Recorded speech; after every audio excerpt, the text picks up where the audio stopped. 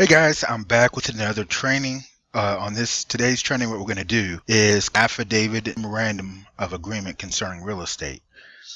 This document is what you want to use when, say, for instance, you're dealing with a seller who seems a little suspect. I mean, they may be entertaining multiple offers, and you have a contract with them, but you feel that they may be entertaining other offers.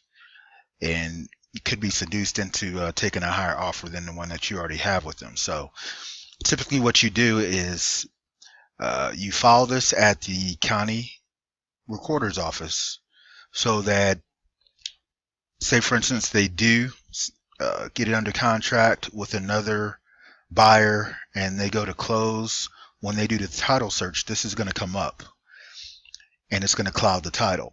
So essentially, at that point, if they want to proceed forward with the transaction, they're going to need a release, and they're going to need it from you. If that situation happens, you can kind of determine what you feel your time is worth on that.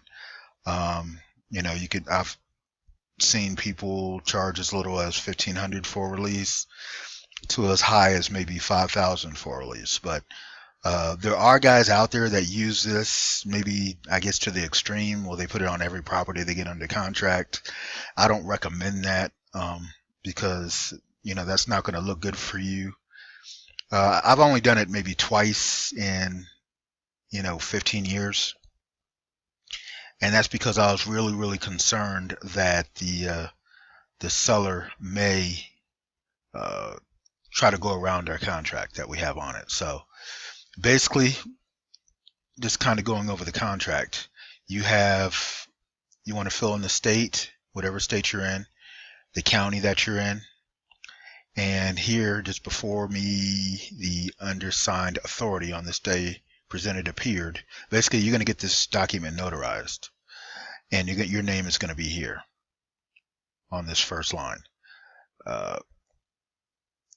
Basically, the first line reads, an agreement for purchase and sale of the real property described in the attached Exhibit A. Exhibit A is going to be your purchase and sale agreement, was entered in by and between the affiant as buyer, which is you on top, and whoever your seller is. You're going to just put their name here, on whatever day that the contract was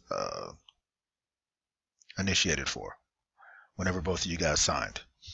Now, the closing of the purchase and sale date per the terms of the agreement is to take place on or before whatever date you had that you were going to close goes on line 2, day of, month, year.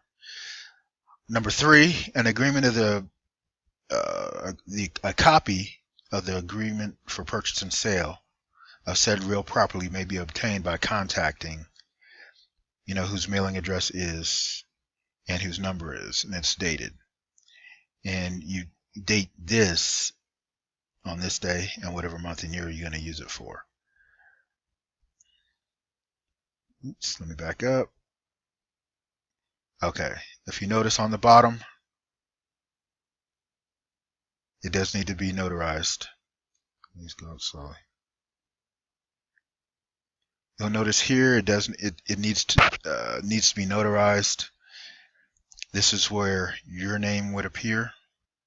Your notary stamps it, obviously, dates and puts a day, month, year, their commission.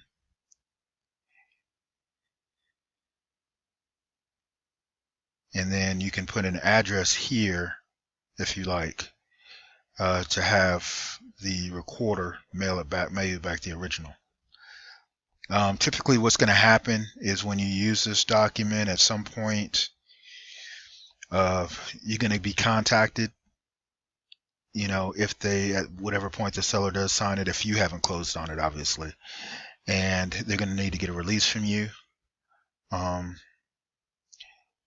You determine what you need for the release. I mean, I don't recommend getting too super greedy here, but I know your time is valuable, and it's definitely a way of kind of protecting your interests, so you just don't blow through deals with nothing as opposed to a little something. Put it towards your marketing.